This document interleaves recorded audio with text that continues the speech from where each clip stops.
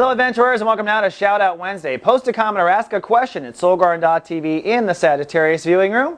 I'll do my best to shout back or answer your question 1 week later.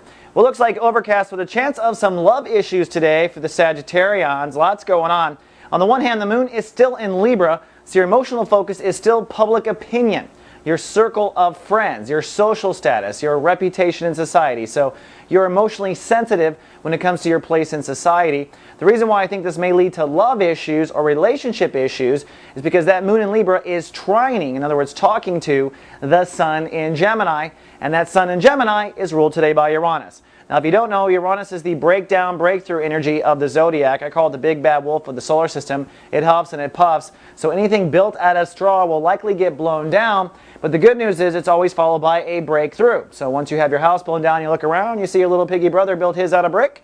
Oh my gosh, maybe I should have built mine out of brick. So you just kind of got to go with the flow and watch what the universe is trying to demonstrate. Now, the topic with Sun and Gemini for Sagittarius is your long-term relationships. That does include best friends forever, marriages, and business partnerships. And considering you're also emotionally sensitive in Libra, this is why I add it all up to be potential love issues. Now, we're in Chapter 2, which means we're still gathering information on how we should approach things or how things should have been better. So don't take it too difficult if you find yourself in a breakdown with one of your relationships. And do realize we have plenty of time to repair things. We're only in Chapter 2. It's the experimental phase. Then finally, for our shout out, goes to Shauna, which was presented by our Director of Zodiac for Sagittarius, Liesel. She brought this to me, so thank you, Liesel. You're doing a fine job as Director.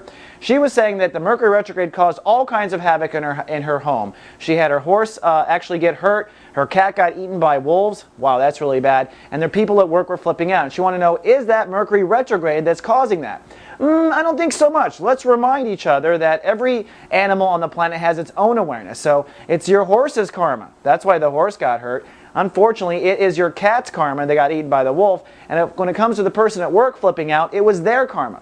So don't pretend that you control these other alive beings. They have free will. They do their own thing.